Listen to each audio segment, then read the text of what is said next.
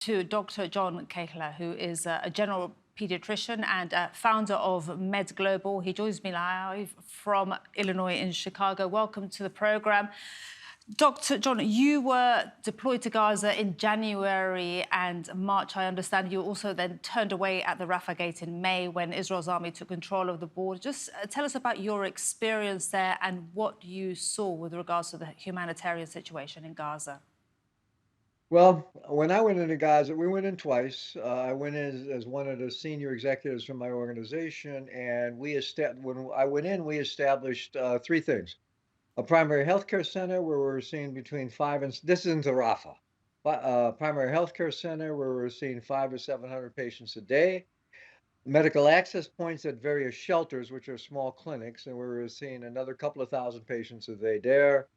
And we also began the construction of a nutrition stabilization program. When I went back in March, we opened up the first nutrition stabilization center in Palestine, which is both the good news and bad news, of course. I was able to go north to Kamal Adwan Hospital, where we began planning for the second nutrition stabilization center. And we continued along with our primary healthcare center, which has now been destroyed and moved, of course.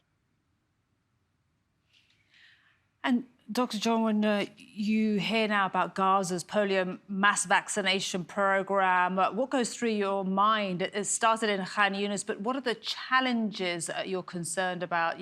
For example, how do children get vaccinated where nowhere is physically safe for them to go and get that jab? That's what I think about when I hear this. Well, it's interesting because you're asking exactly the correct question, namely the concept of a mass vaccination program. At its heart is relatively simple as long as you're able to get the vaccines, and there appears to be enough vaccines that are available. A certain amount of them have crossed into Gaza already. The sites where those are cached at are being held quiet because of worries about safety, of course.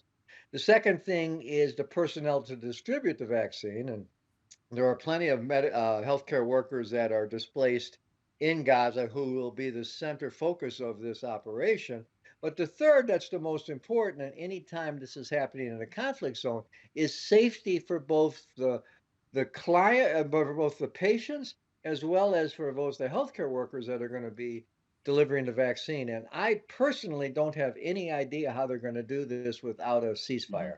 There's gonna be a discussion around this concept of deconfliction, but we know how fraught with errors this deconfliction is, and Hmm. it's very difficult for me to believe that anybody's going to come en masse to an area to receive polio vaccine when when there's the possibility that while they're gathered there they'll be bombed. It's very difficult to believe. And indeed, and this is what Antonio Guterres had asked for, a ceasefire for the vaccination campaign to take place.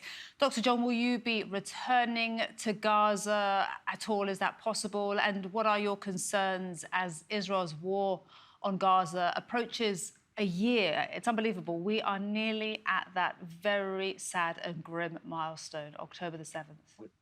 So the answer to your first question is I'll go back literally as soon as I can.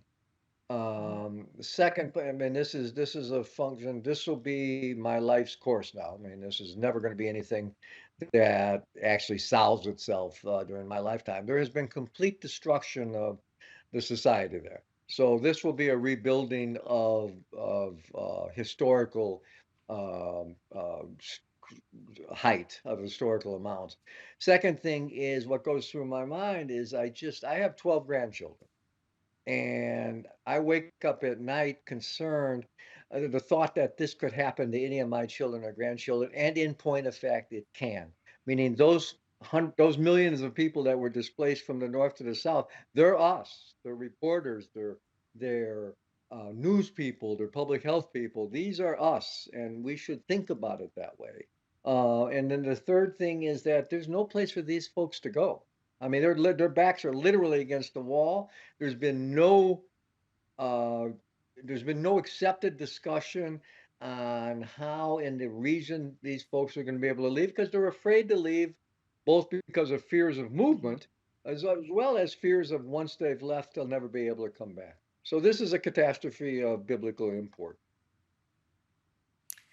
Dr. John, thank you so much for speaking to us today on TRT World's News Hour. And it's incredible to hear that this is your life course, your life mission, as you said. Thank you so much for your time and sharing your Thank you thoughts for with having us, me. Dr. John Thank you Kahler. for having